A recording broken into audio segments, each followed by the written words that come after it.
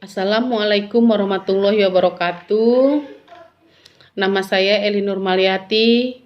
Saya mahasiswa program Pasca Sarjana jurusan Magister Manajemen di Universitas Bina Bangsa.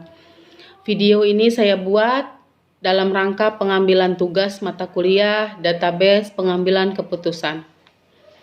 Saya akan menjelaskan tentang data kehadiran tenaga pendidik dan kependidikan di suatu instansi SMA negeri di Kota Serang.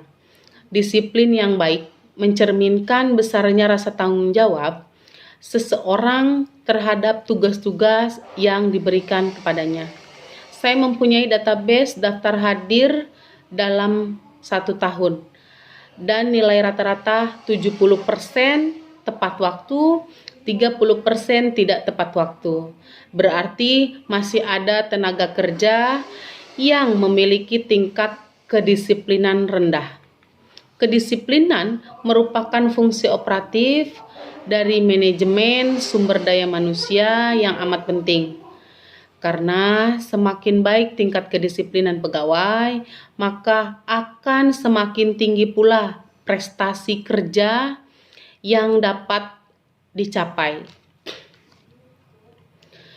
Tanpa disiplin yang baik, sulit bagi organisasi untuk mewujudkan hasil kerja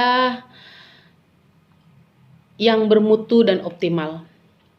Disiplin pada dasarnya merupakan tindakan manajemen untuk mendorong agar para anggota organisasi dapat memenuhi berbagai ketentuan dan peraturan yang berlaku dalam suatu organisasi.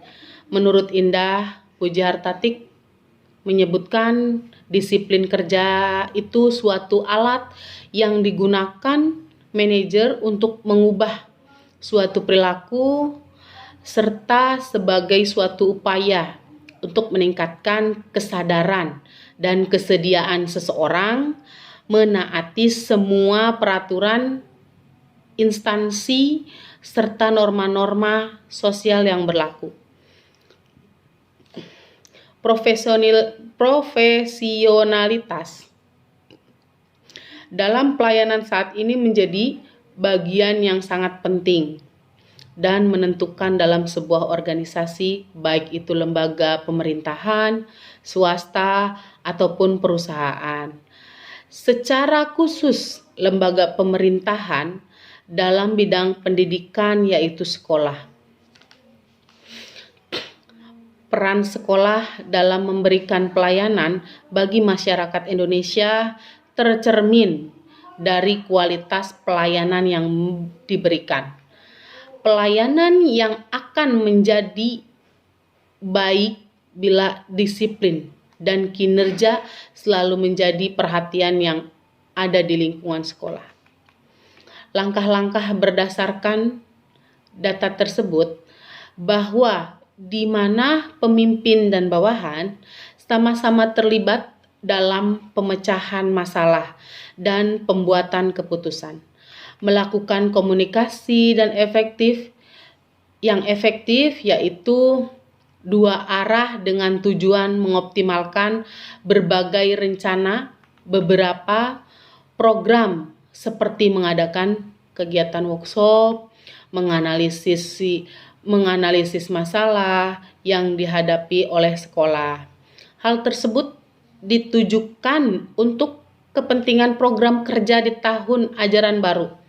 Selain itu, kepala sekolah melakukan monitoring serta evaluasi terhadap guru dan murid untuk meminimalisir penyimpangan terhadap program kerja yang telah direncanakan dan juga melibatkan anggota dengan cara melakukan musyawarah bersama dalam pembuatan keputusan. Peran kepala sekolah sebagai motivator harus memiliki strategi yang tepat untuk memberikan motivasi kepada guru dan tenaga kependidikan dalam melaksanakan tugas dan fungsinya. Tugas kepala sekolah sebagai motivator itu ada 3 yang harus ditepati.